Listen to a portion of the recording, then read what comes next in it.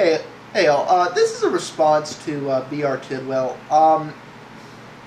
Some people have already started hashing on, pointing out there's a difference between rooting an Android device and jailbreaking an iPhone, and they're right, but I want to go into this more depth just so everybody fully understands it.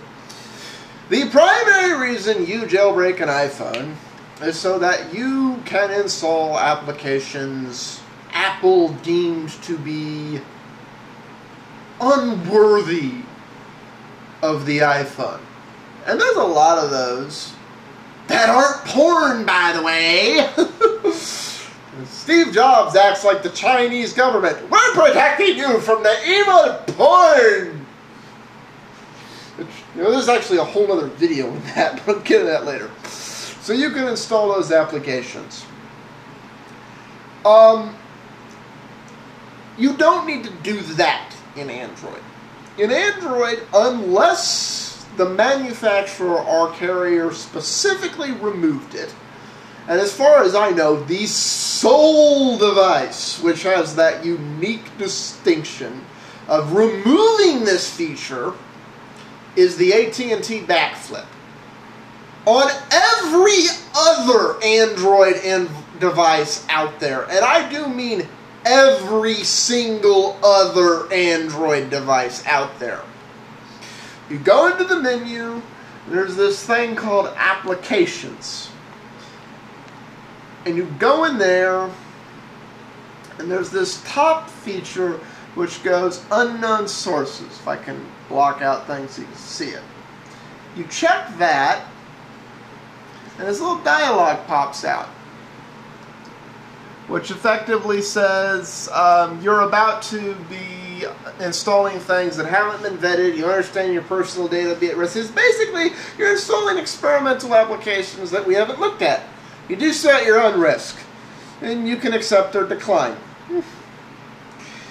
Apple thinks this is a horrible idea. This has been built into Android since day one.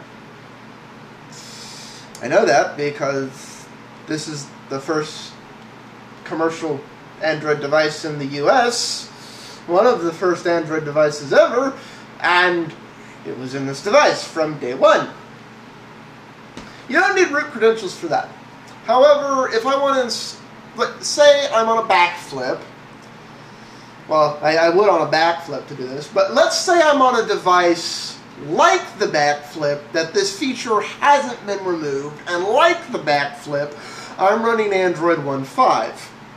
And I need an API that didn't come out till Android 2.0.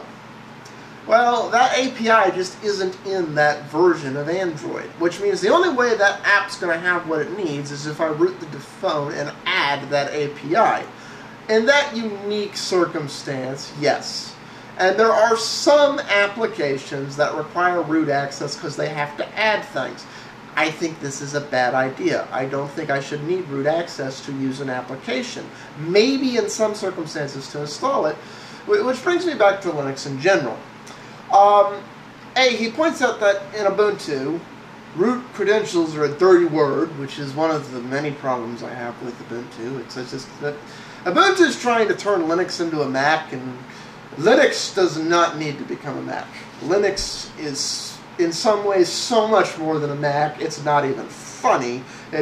Turning Linux into a Mac is an insult to penguins everywhere. For those of you who got the joke, laughed. The rest of you, I don't have time to explain it. Those of you who mess with distros that don't think root credentials are a bad thing, like SUSE, PC Linux, Madriva, and so on and so forth, you will have noticed in the last 2 years there's been a change about when Linux asks you to enter your root credentials, or what you want them to be. In the older days, or before this change, the moment you began the install process of Linux, it asked you to set up a root password and root credentials. There's been a change now, where the entire install process of installing from the CD or USB stick or wherever your image that you're installing from lives uses its own root credentials to do the install process, which usually is root password root. It it completes the entire install process and installs everything from that image to the hard drive, and then, upon the very first boot, it asks you to enter, set up root credentials in your primary user and add any others you want, and then move forward. I think this is an important change and a good change, because it means it gives whoever's actually going to be using that computer, and whoever's computer that actually is the person who sets the root credentials on first boot. This is, and with the advent of live CD technology, what a lot of these distros, I know all distros don't do this, but a lot of them do. They, like PC Linux, I can go in there, I set it up, I do the install, I set it in, I add all the packs I want, I make all the UI tweaks I want, I change all the default settings from PC Linux that I don't like, that don't make sense to me. I add all the extra applications that I am going to use. And I add all those things. And then once I get all those tweaks done, especially if I'm somewhere where I have like 80 of the same system, like a computer lab or somewhere, then I go, make image. And I burn a new image that is a carbon copy of all the tweaks I've done. And then I go and install that on each and every system. And each and every one of those systems, at its first boot, ask me to set up root credentials and username and password. This would be perfect. This would be the perfect solution for OEM manufacturers, so on and so forth. Because it's, believe it or not, it's Linux. These devices have some form of root credential. I haven't messed around with Android enough to know if it's set by Google or if it's set by whoever manufactured the device, but they were set. Because they come preset and it doesn't ask you to set them.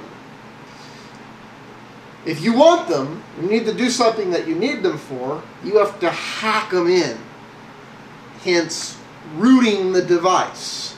The downside to doing it this way is you have to stay rooted to maintain them. What I think these devices should do is the other solution that Desktop Linux has embraced, where the manufacturer makes all the sense. Like, HTC has made modifications to this phone. HTC made some modifications to the Nexus 1. Motorola has made modifications to the backflip. They've made different modifications to the Droid and different modifications to the Droid Incredible, unique to that device. They should be able to do that. They should set up all their root credentials and yada yada and so forth and do all of that. And then release the device.